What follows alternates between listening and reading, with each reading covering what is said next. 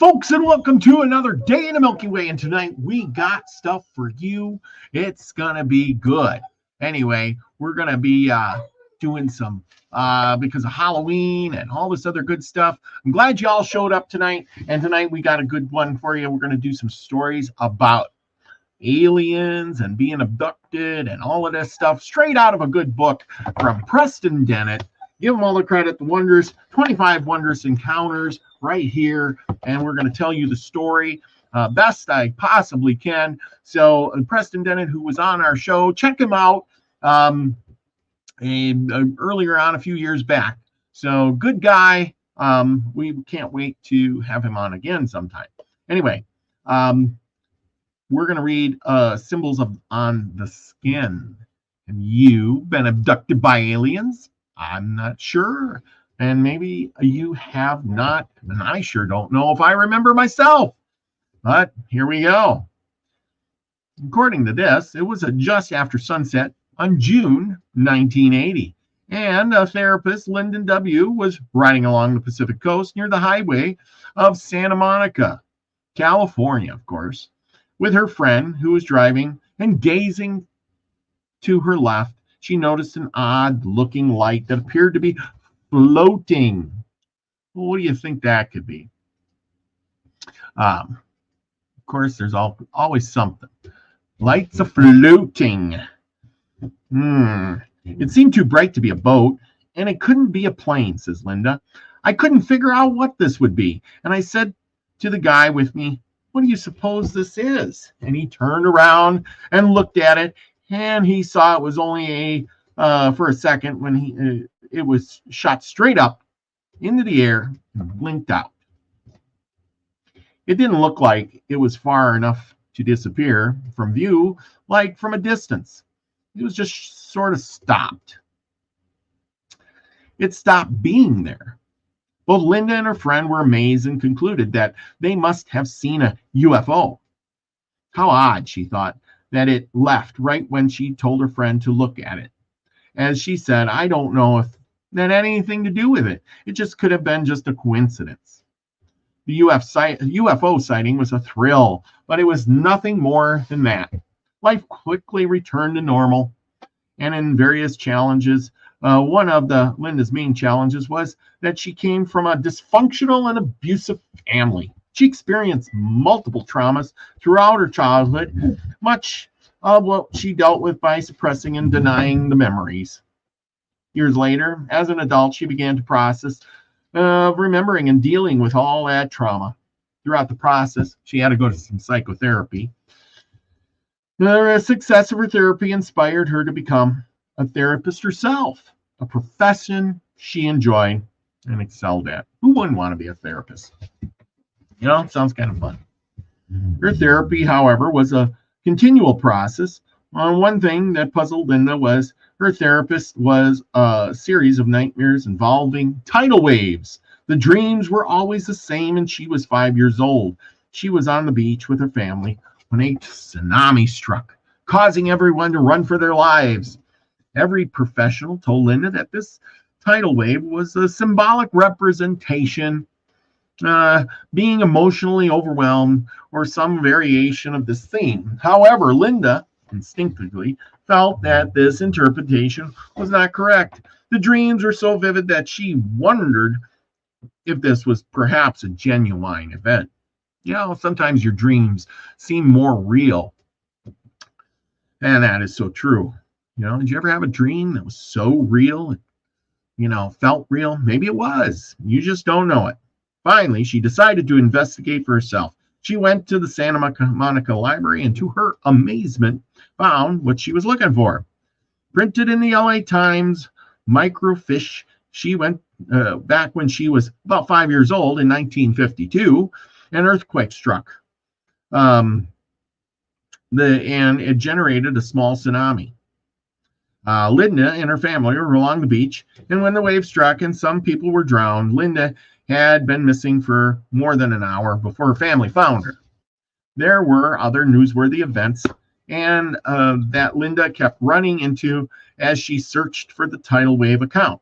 One was coronation of Queen Elizabeth. The other was a flap of UFO sightings that struck the area.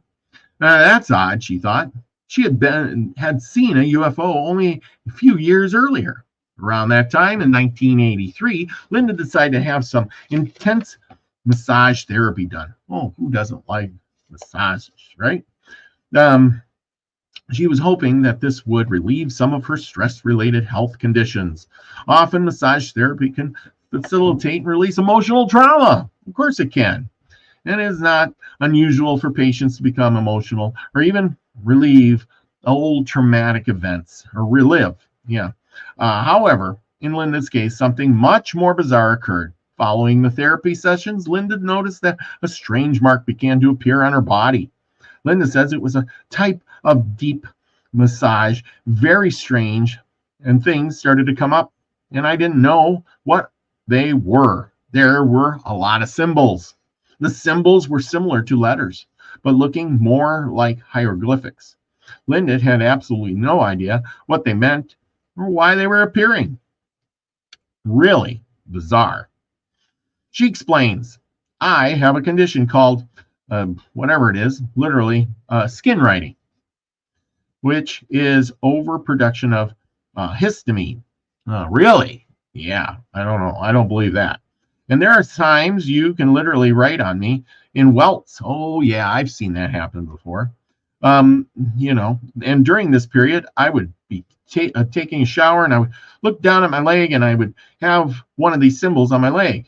There were one or two. It looked exactly like I had scratched the design on it, but I had no recall of doing it. I was just taking a shower and it happened repeatedly. Well, that's fun. So, don't mind the dogs barking.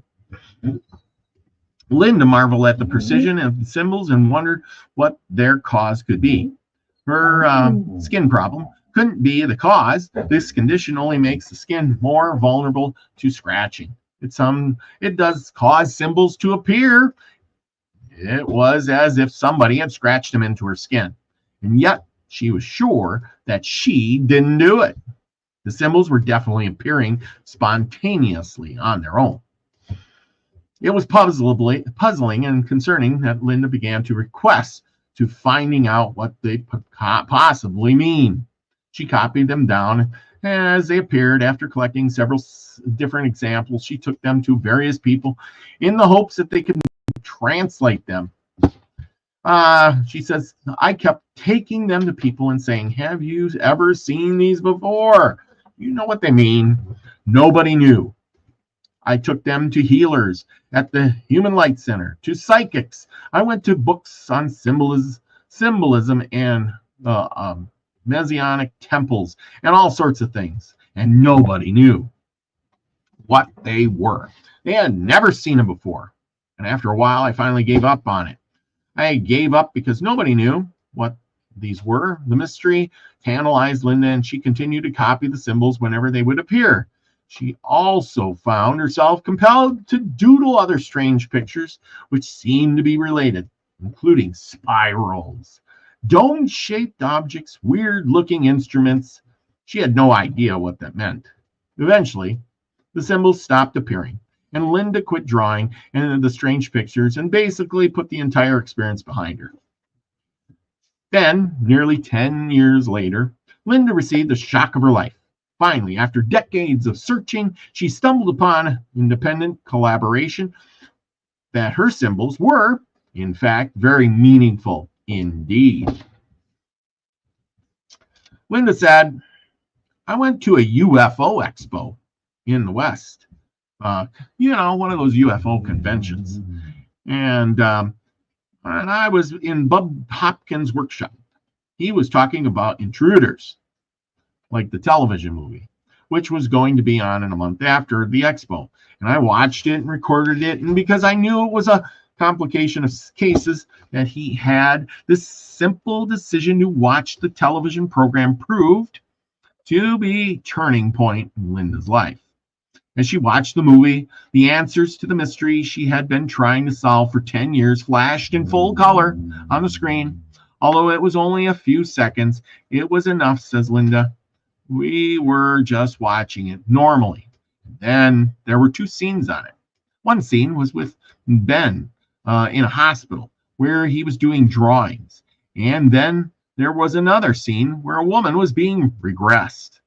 And though the magic of video, you got to see what was in her mind. It was sort of like a dream sequence. And there were illuminated symbols on the sides of the wall. Yeah, regression. Have you had regression therapy? Have you been abducted and had regression therapy? Hey, let me know. Anyway, Linda couldn't believe her eyes.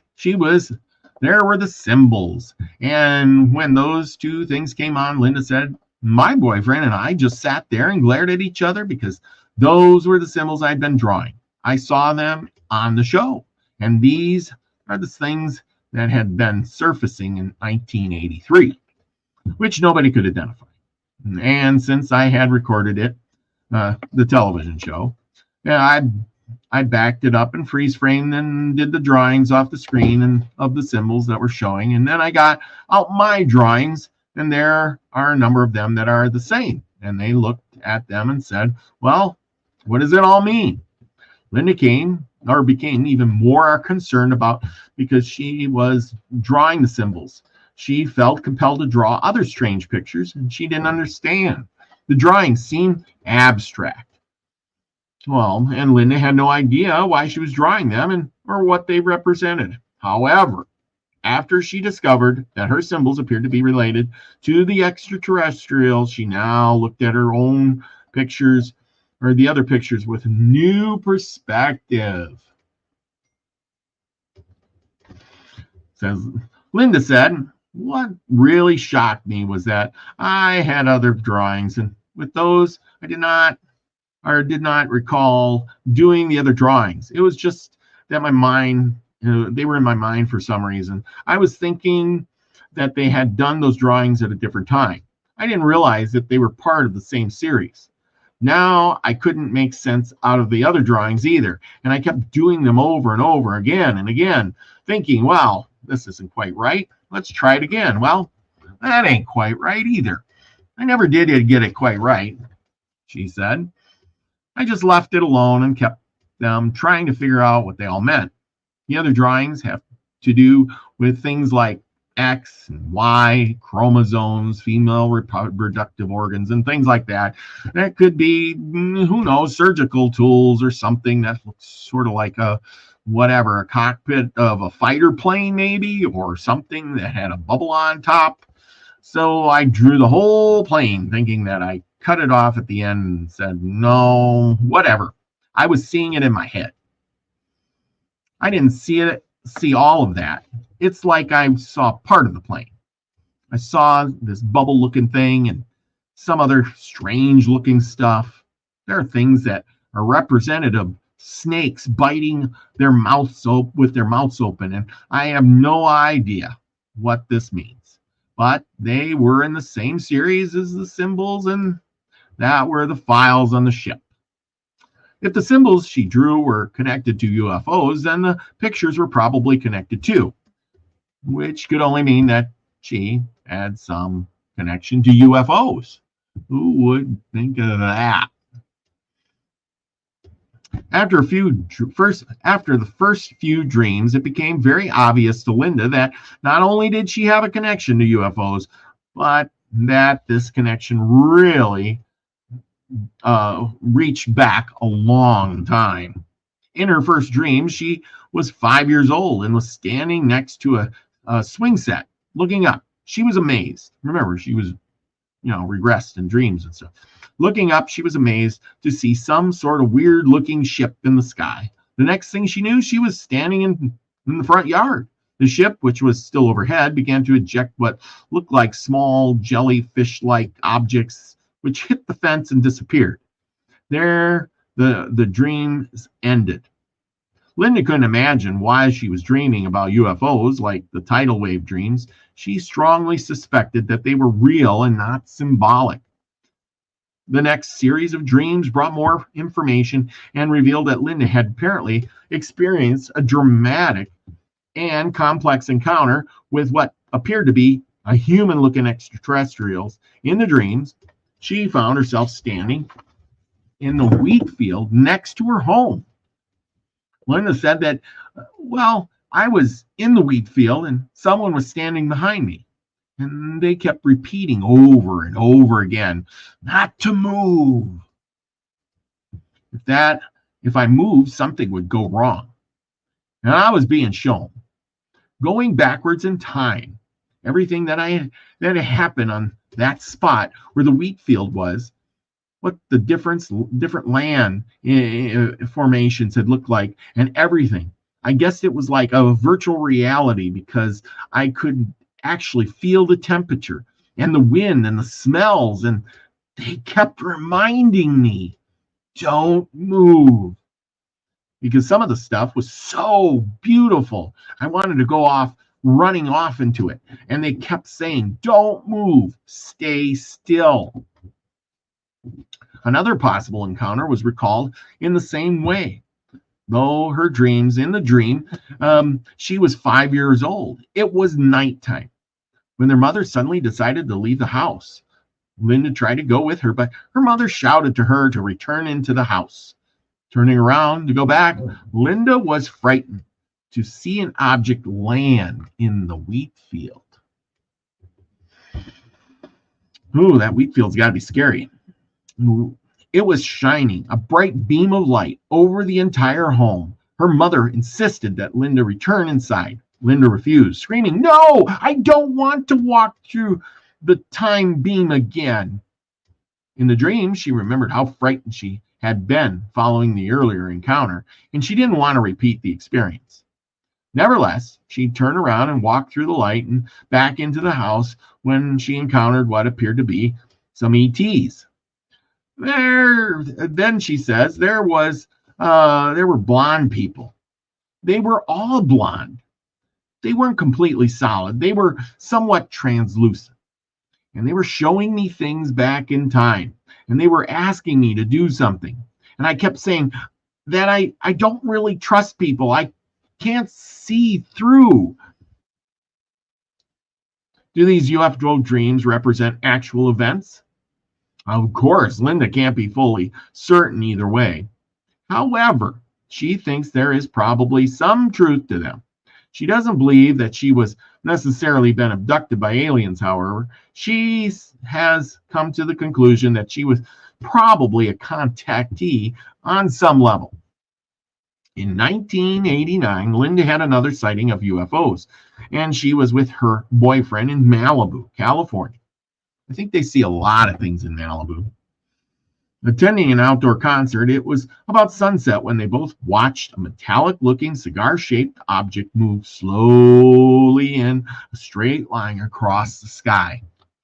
Although it was only they saw the object for a few seconds, neither one of them thought it could be a plane. First, there were no wings. Second, the object moved too slowly.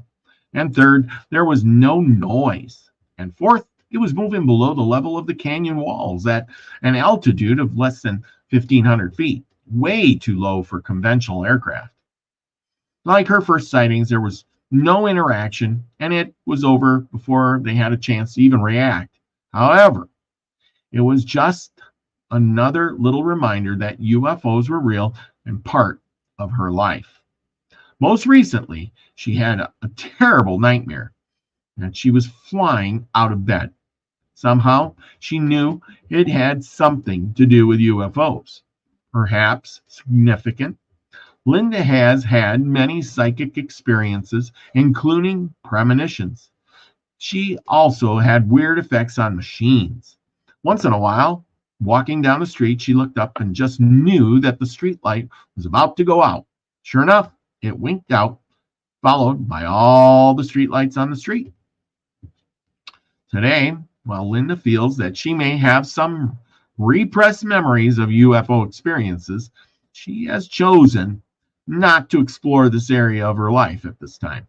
Having grown up in an abusive situation, she has decided to focus instead on working through the various issues of her childhood abuse.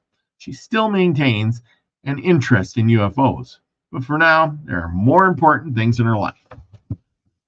And with that, yes, So, what important things we learned there? Your life is more important than a UFO. Go with that. Concentrate on your life. And if you've been abducted, well, try to remember those things and write them down before they appear on your leg or come on your dreams and terrify you at night. So it's things like that. Look up in the sky. People don't look up enough. Can you see something up there? Well, I don't know. Do we see things up there? Maybe. But with that, remember, everybody, be nice to your neighbor. Go do things that really count and matter, and write down your experiences. Someday, somebody might be really interested in those things, and there might be a memory that comes back, and you will be the one that needs it. So with that, remember, be the frequency you want to receive, everybody. Love you all. Peace, everybody.